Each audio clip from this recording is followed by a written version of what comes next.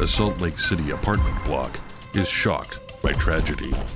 As a parent, you get that gut feeling when something is wrong with your child, and all of Sally's alarm bells are ringing at this point.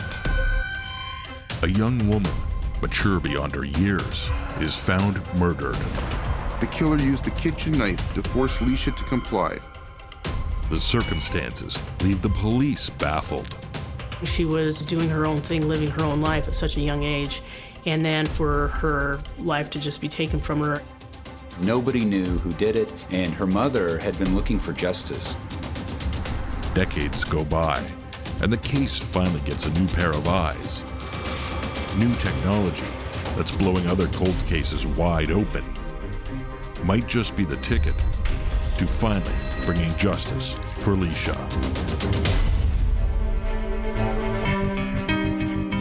The unsolved ones, we have to stand up and approach these cases in a way outside the box. Let the world know, those out there that did commit a murder, there are people that are coming after you. There's just a lot of good people trying to do the right thing.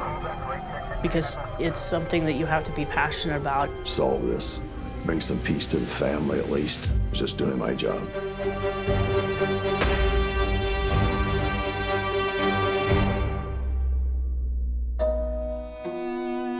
Salt Lake City resident Sally Kedlick receives a phone call from the restaurant that her daughter Leisha works at. The manager tells Sally that her daughter has failed to show up for her shift that day. Though only 16, Leisha is legally emancipated and lives on her own less than a mile away from the family house that she grew up in. She didn't show up for work, and she had always promised that she would always come to work, and she was a very good waitress, very good worker. And so her manager found that very odd, called her mother and asked her to go and check on her. And so when her mom went to check on her, her apartment door was locked. She knocked on the door, had left her a note. Sally does not have a key to the apartment, and Leisha has moved so recently that she has not had a chance to have a phone hooked up. So Sally can't try calling her either. She went to the apartment manager and asked if he could let her in to see if everything was okay.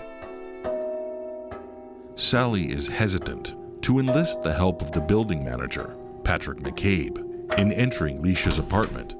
She knows it will be considered an invasion of privacy, but she's also concerned that her daughter is maybe sick or injured.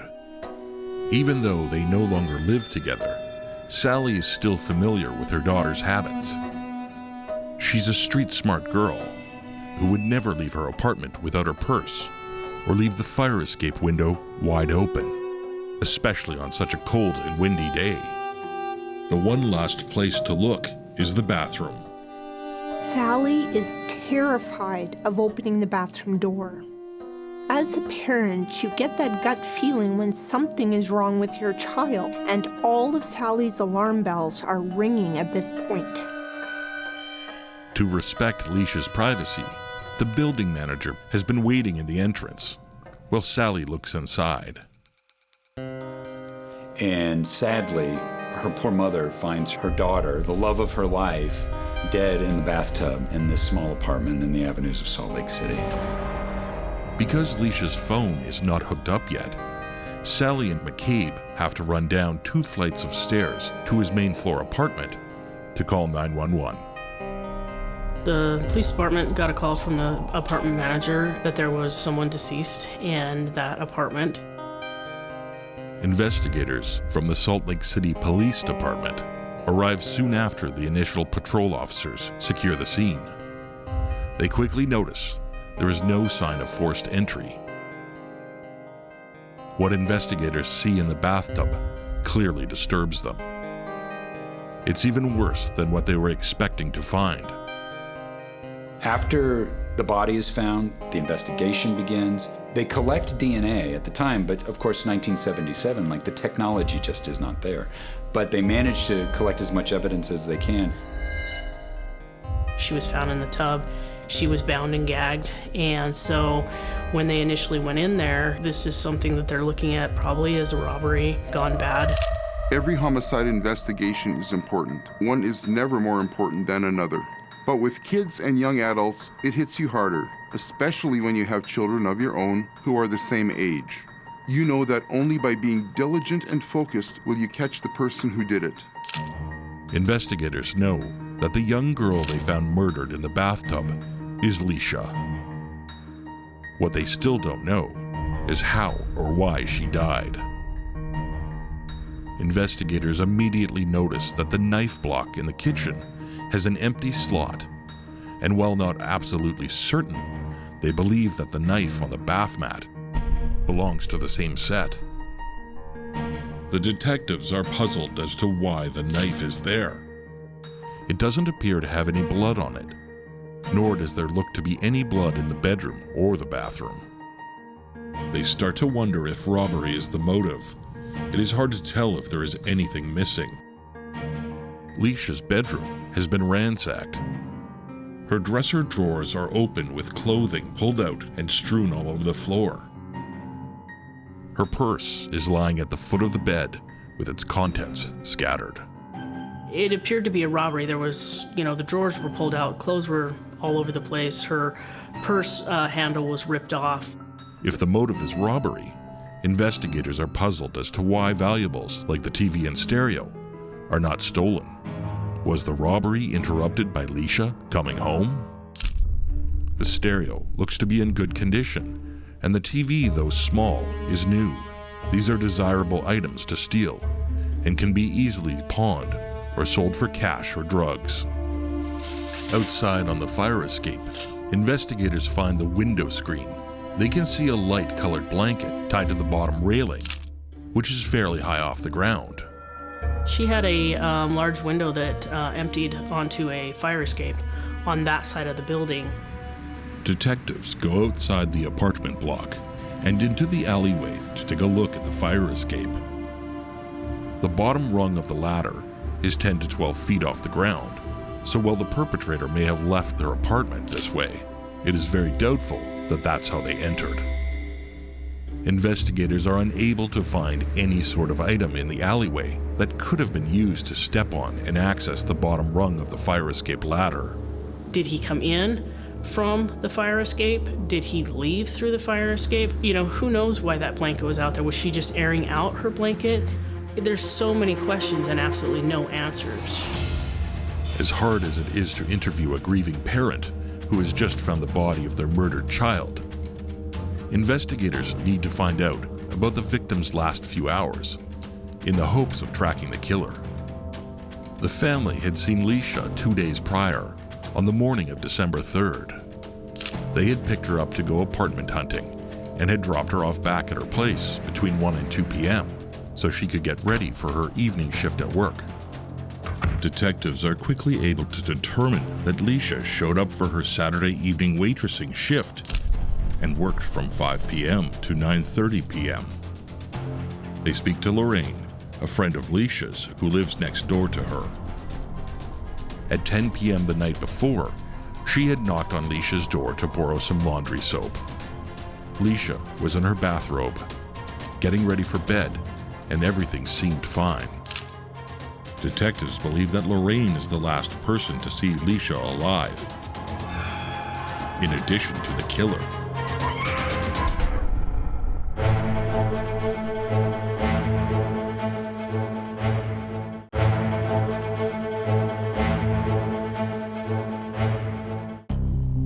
Sally has gone to check on her 16-year-old daughter, Leisha, after she failed to turn up for work.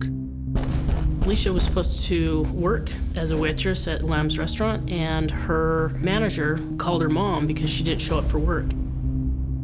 She finds her body in the bathtub of her apartment, brutally murdered. Outside on the fire escape, investigators find the window screen. They can see a light-colored blanket tied to the bottom railing, which is fairly high off the ground. Have they discovered how the murderer left the scene of the crime? Leisha has a great relationship with her family, but is also fiercely independent and mature beyond her years. Her little sister adores her and looks to her as the ringleader of the family fun. At the age of 16, Leisha requested to be legally emancipated and her family agreed rather than spoil the good relationship that they had with her by fighting against it. Many teenagers who request to be legally emancipated from their families do so because of dysfunctional family dynamics. In Leisha's case, she loved her family and was still very close to them. Leisha has had a few uneasy experiences in the apartment block that she is currently living in. Leisha didn't like that apartment at all. The residents were rowdy. She'd been broken into a couple of days prior, and she told her mom, she's like, I need to get out of here. Less than a month ago, Leisha had come home to find her apartment door completely taken off its hinges and lying on the floor. Her new stereo she had just bought had been stolen. At the age of 16, Leisha was already far more responsible than many others years older. She enjoyed the satisfaction of supporting herself and saving money to buy furnishings like a TV and a stereo for her apartment. So her mom and she, on a Saturday, went and looked for a new apartment and had found something and were ready for her to move out. After getting dropped off at her building, she has plenty of time to get ready for work before her shift starts at 5 p.m. As she heads off to work for what will be her last shift, investigators are asking if that is where she ran across her killer. Between work, her family, and a neighbor, investigators have now been able to track Leisha's movements on the last day of her life. She started the day off at her family home, went apartment hunting with her mother, back home to change, off to work, and then back home and ready for bed by 10 p.m. So far, there is nothing in this scenario that is raising red flags with investigators. Leisha Schollmeyer was found in her bathtub, 6 inches of water. She'd been strangled, blindfold, she'd been raped. For police, it was a really difficult case for them. There was a knife in the bathroom. She was found in the tub. She was bound and gagged. And so when they initially went in there, this is something that they're looking at probably as a robbery. Investigators, as of yet, have no suspect and no motive. The crime scene is a puzzle that so far has not been solved. There was no sign of blood anywhere in the water or the rest of the apartment. There was a knife missing from the knife block in the kitchen. Investigators were able to determine that's where the knife came from. It is hard for investigators to tell if there is anything missing. And if robbery was the motive, then why is Leisha's stereo still in the closet and her TV on the dresser? Both are small enough items for the killer to take with them. Robbery was certainly a possible motive. The dresser drawers were open and the contents from her purse were strewn about. It looked as though the killer was trying to find things to steal, but investigators found valuable items left behind.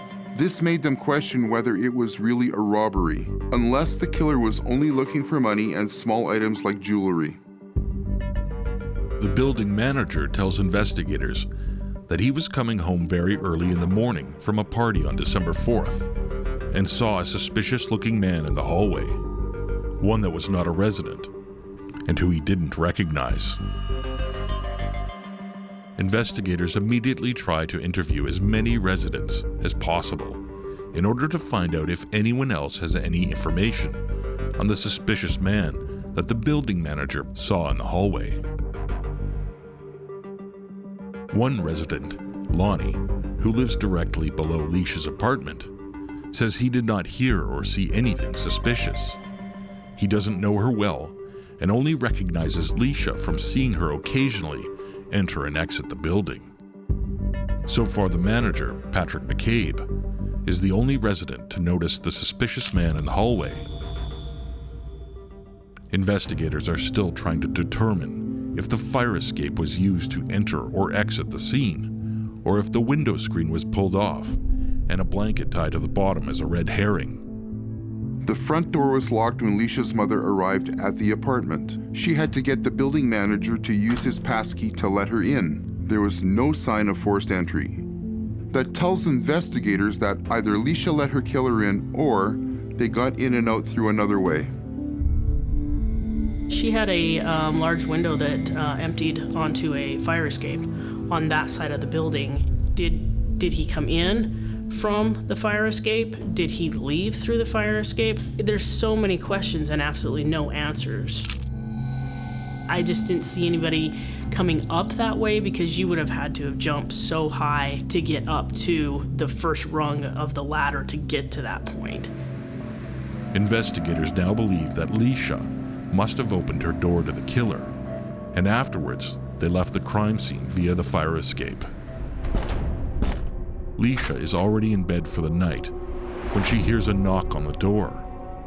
At this point, investigators are still not sure if the killer forced their way into the apartment or if she invited them in.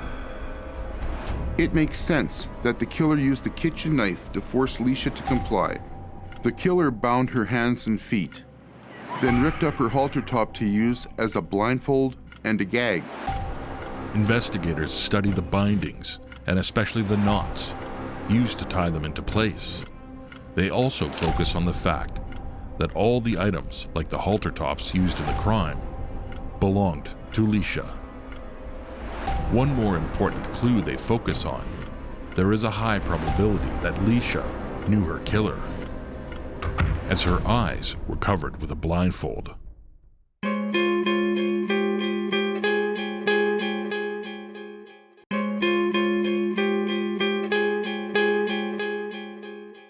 Between work, her family, and a neighbor, detectives now have been able to track Leisha's movements on the last day of her life. As of yet, the investigation has no suspects and no motive. The crime scene is a puzzle that so far has not been solved. Investigators have spent hours canvassing Leisha's apartment and speaking to residents. Lorraine, Leisha's friend and neighbor who lives next door to her, tells investigators that she saw Leisha at 10 p.m. the night of her murder and did not hear anything after. The manager tells investigators that he was coming home very early in the morning from a party on December 4th and saw a suspicious-looking man in the hallway, one that was not a resident and who he didn't recognize. Detectives learn that several of Leisha's neighbors have made complaints against a peeping Tom that lives on the 3rd floor in the building next door. There was some rumors going around the building that, there was somebody from that other apartment complex that was lurking around. One of Leisha's neighbors had noticed the man peeping down into Leisha's apartment on the 2nd floor. There was certainly the thought that somebody across in that building next door to hers could lurk into her apartment and see her. Basically they're a voyeur that wants to look and see what somebody's doing, and or sometimes that can be a sexual thing, and that may lead to motivation to go in and blindfold and strangle and kill somebody. Investigators question the peeping Tom, who insists he was out of town the night of the murder. Until his alibi checks out, he is definitely a person of interest. Though investigators did a huge canvass of the area, so far the only 2 leads are the mystery man in the hallway and the peeping Tom next door. While they wait for his alibi to check out, they go back to reviewing the evidence collected. Investigators quickly focus in on one piece of evidence. Everything the killer used in the murder belonged to Leisha, except for the rope found in the bathtub. Detectives believe the killer had brought the rope with them. It was more like a clothesline than a rope, and made out of cotton. Investigators can use ligature items like string and rope to identify the perpetrator if they find a matching spool in their possession.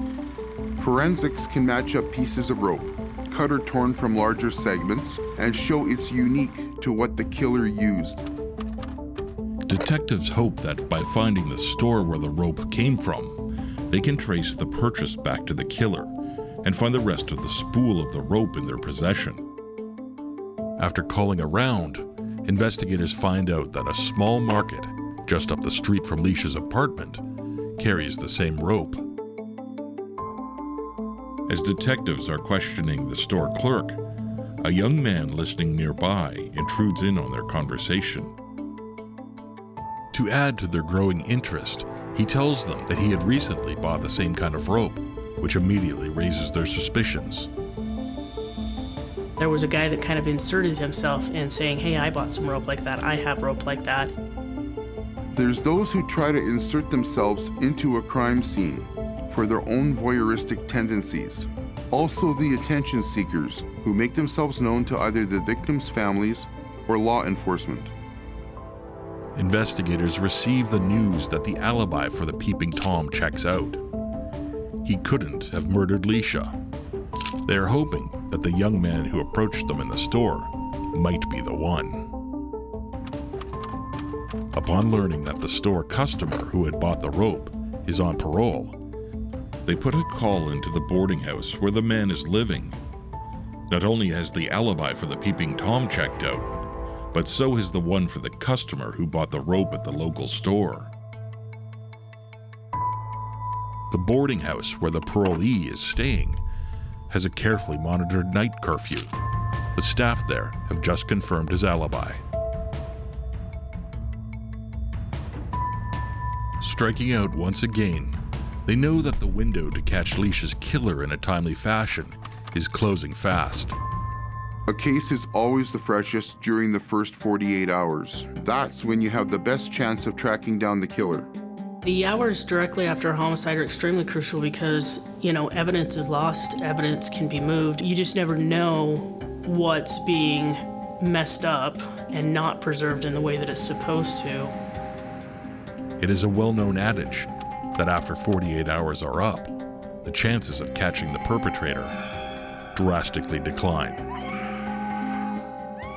With both suspects alibied, investigators try a different approach. They are sure that Leisha knew her killer.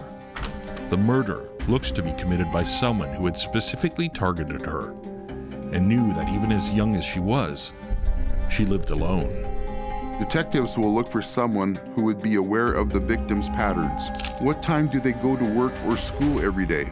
When are they usually home? Do they drive or take a bus? Sally starts to tell investigators about Lonnie, a friend of Leisha's who lives underneath her and who she had become pen pals with while he was still in prison. Leisha had started to suspect that Lonnie was the one who had broken down her door and stolen her stereo. Detectives immediately recognized the name. Lonnie lives directly underneath Leisha's apartment and said he did not hear or see anything suspicious the night Leisha was murdered. Lonnie also denied knowing Leisha any more than as strangers passing each other in the hallway. How has Leisha's stolen stereo ended up back in her apartment? She never mentioned getting it back to Sally the day they went apartment hunting, the last day that Sally saw her daughter alive.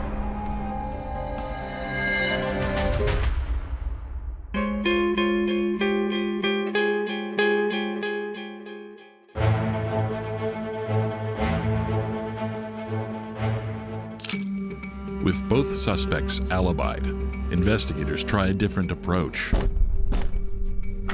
They are sure that Leisha knew her killer. Sally starts to tell investigators about Lonnie, a friend of Leisha's, who lives underneath her and who she had become pen pals with while he was still in prison. Detectives immediately recognized the name. Lonnie lives directly underneath Leisha's apartment and said he did not hear or see anything suspicious the night Leisha was murdered. Lonnie also denied knowing Leisha any more than as strangers passing each other in the hallway. They really looked into him, and Lonnie certainly had a past, and he was no angel by any stretch. And he had shown interest in Leisha, and she did not reciprocate that interest. Detectives feel that this information will prove to be promising. A close neighbor, recently released from jail, who had romantic intentions, which Leisha turned down, definitely fits the profile of somebody they would be interested in talking to. Sally has told investigators about the pen pal letters and about one more thing that might lead them to finding their killer. Leisha kept a diary. Some people have a romanticized view of the person in jail. They believe them when they say they are innocent or it is not their fault. Or they believe with good intentions they can help them become a good person. Leisha's best friend had a boyfriend who was in jail, and the girls would go visit him. And Lonnie was friends with this inmate, and so he would visit with Leisha while her friend was visiting with the other inmate, and they became pen pals. Investigators learned that back in 1971, Lonnie was charged with homicide by the Denver Police Department. Detectives read in her diary that Leisha was becoming increasingly concerned about Lonnie's infatuation with her. She had felt sorry for him and had tried to cheer him up in her letters because he was depressed. Lonnie read far more into this than Leisha intended, and she quickly turned him down when he asked her out after he was released from prison. Investigators think that they have found their motive for murder. Leisha was obviously a trusting person, and even though responsible and mature for her age, you have to remember she was still only 16 years old. For an older man who's previously been charged with a homicide, she would have been easy prey for him. Lonnie quickly becomes the #1 suspect. While taking routine photographs of his upper torso, they notice several recent scratches on his back and chest that are in the early stages of healing. He had some scratches on his body during the same time when she's found deceased in her apartment. Lonnie tells police that the scratches were caused the night before by his live-in girlfriend, Kathy. She often has nightmares and attacks him in her sleep. As far-fetched as it may sound, investigators must do their due diligence and try to corroborate the suspect's story. Upon questioning, Kathy completely denies Lonnie's story. The next step is for a medical examiner to be brought in to inspect the wounds. Due to the degree of healing, the scratches would have had to occur between 72 hours and 5 days prior, which fits exactly into the time frame of Leisha's murder. Lonnie has previously been charged with homicide by the Denver PD. He knows how to react to this type of questioning by investigators. Criminals often feel like they're smarter than law enforcement, especially if they've been able to previously escape convictions. Others try to keep quiet as long as possible and get their satisfaction knowing it will frustrate investigators.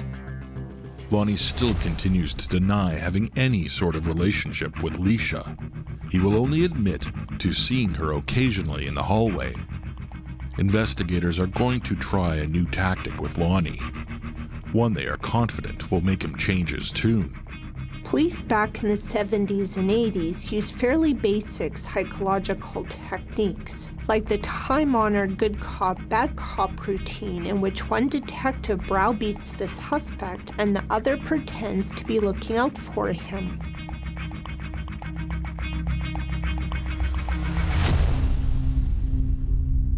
Now that Lonnie knows investigators have read Leisha's diary, he can be pretty certain that they know he is lying about how well he knew her.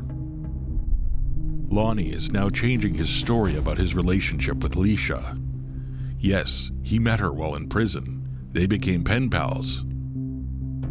Yes, he wanted to date her. Yes, he was okay with her turning him down. And no, he absolutely did not kill her. There are still more pieces to the puzzle to be answered. Investigators don't know if the break-in at Leisha's apartment that occurred a month ago where her stereo was stolen is related to her murder. And if it is, was Lonnie the one who broke her door down? Based on Lonnie's criminal history and the scratches and his story and his wanting to date Leisha and she didn't want to date him was all motivating factor, certainly, and that's something that you would definitely want to look at. After Lonnie's interrogation, investigators go back and interview the residents again. When shown a picture of the stereo, one witness insists they saw it in Lonnie's apartment the night before Leisha's murder. Lonnie's bedroom window is right under the fire escape that is outside Leisha's bedroom window.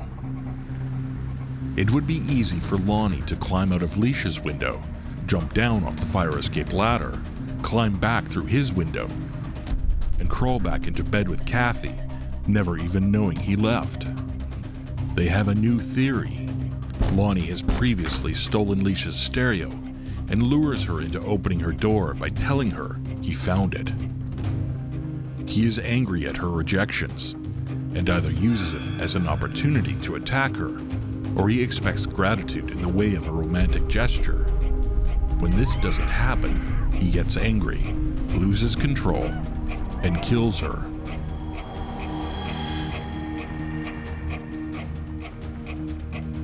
The case against Lonnie is circumstantial, and prosecutors do not want to file charges without witnesses or physical evidence to tie Lonnie to the murder of 16-year-old Leisha Schollmeyer. Lonnie skips town a couple of days later. Investigators feel like they have lost their best chance at catching a killer.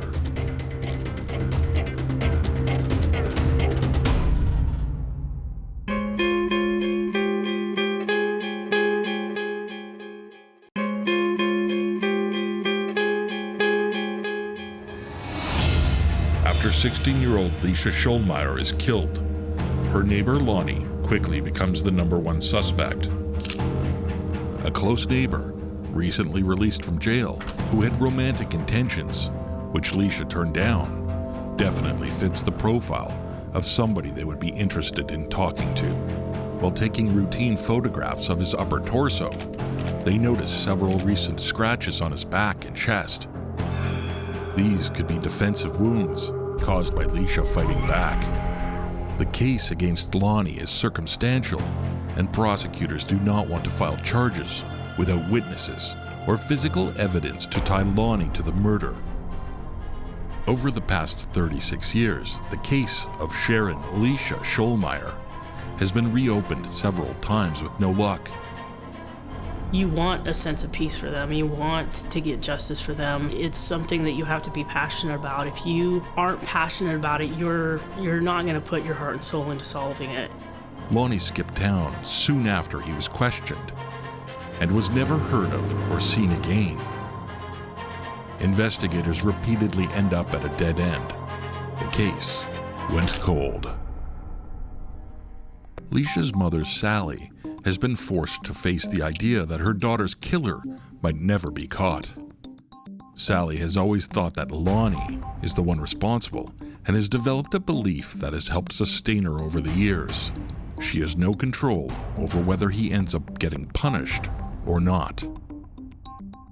In 2013, investigator Hillary Gordon from the Salt Lake City Police Department takes on the challenge of reopening the case. She was very young. She was emancipated, living on her own, at her own apartment, was doing her own thing, living her own life at such a young age.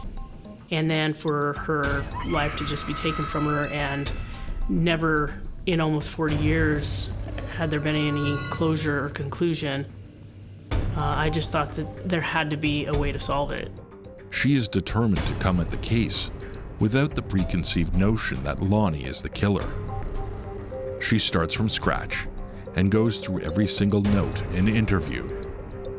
There have been huge advancements in the science of DNA since 1977, and Gordon decides to test all of the items that were used to bind, gag, and blindfold Leisha. I looked at the clothing. We had the bindings in our evidence. Where the binding was, the medical examiner didn't undo the knot, they just cut to the side of it. So that knot was intact. And so I was able to pull that evidence and submit it to Sorensen's laboratories and ask them to swab the knot. And I asked them to MVAC that, which is like a big suction, almost like a vacuum, and now everything goes into a filter.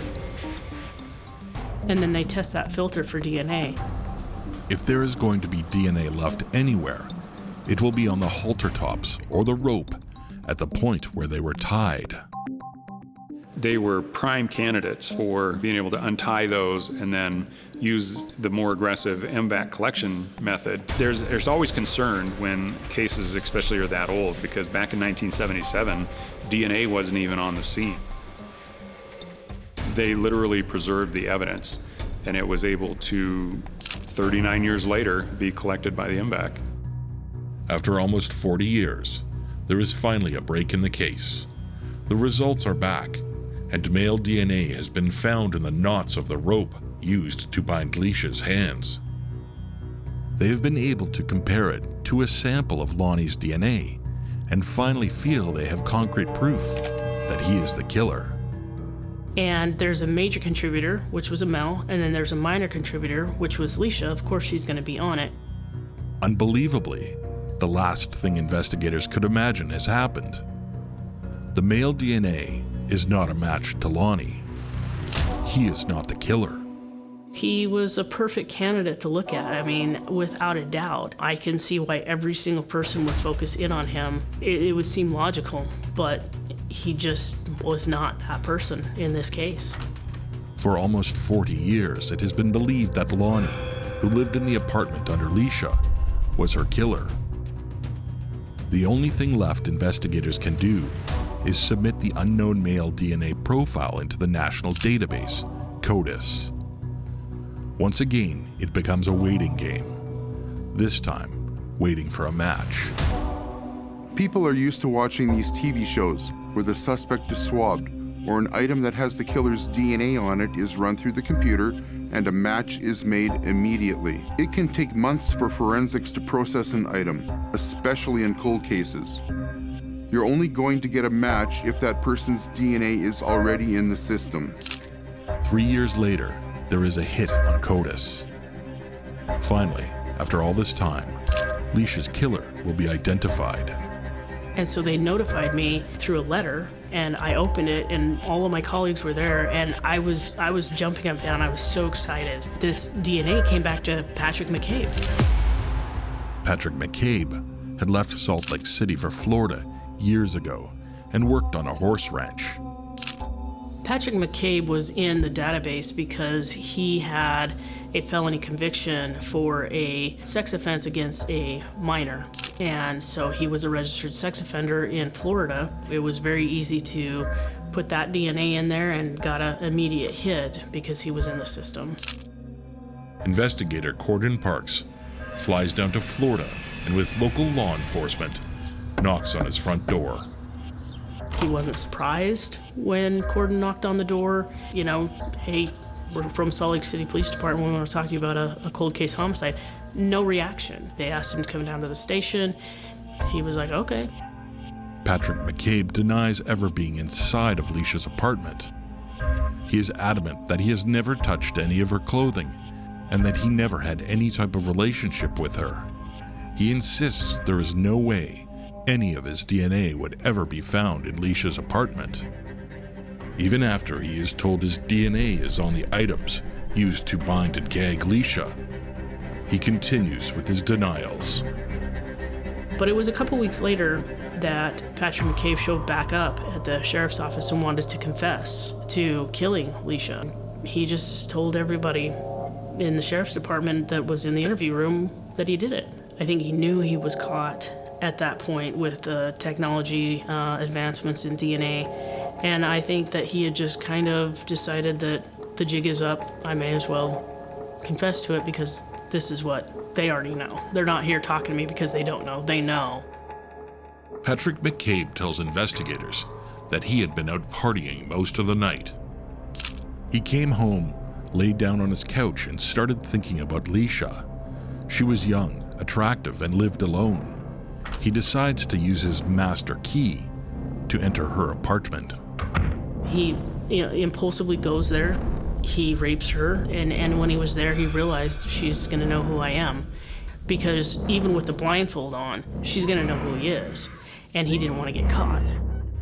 Fear and panic set in, and he dumps her in the bathtub and strangles her.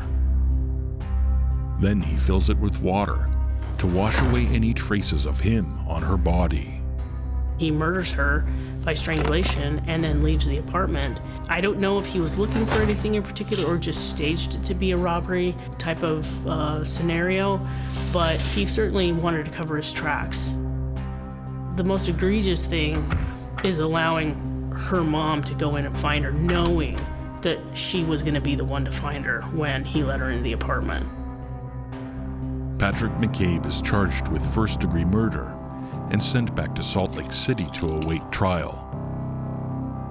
To spare the family having to face him in court, prosecutors agree to waive the death penalty if Patrick McCabe pleads guilty.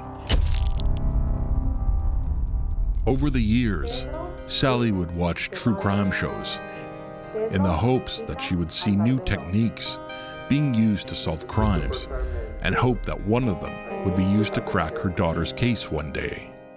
It was exactly that, a new technique in extracting DNA that finally allows Leisha's killer to be caught. Finally, there was some justice. Finally, she could put this case to rest. She hadn't had an opportunity to really mourn her child because she didn't know truly what happened and who did it. Being able to say that we provided the tool that helped solve a case, it's beyond anything that I can really describe. Getting a call from a detective or a lab person saying, "You're not going to believe the results we got," they're so ecstatic about being able to finally deliver justice for a victim. It's by far the most fulfilling thing I've ever done. Patrick McCabe pleads guilty to second-degree murder and aggravated burglary. He refuses the offer from investigator Parks to write an apology letter to Leisha's family and never shows any remorse. He is sentenced to serve 10 years to life in Utah State Prison. Investigators are never able to answer the question of how Leisha's stolen stereo ended up back in her apartment closet. I felt a huge sense of relief when I found out that it was Patrick McCabe, that his DNA was the major profile on her bindings. And it was just this overwhelming sense of peace to know that I could go to her family and say, this is what happened to Leisha.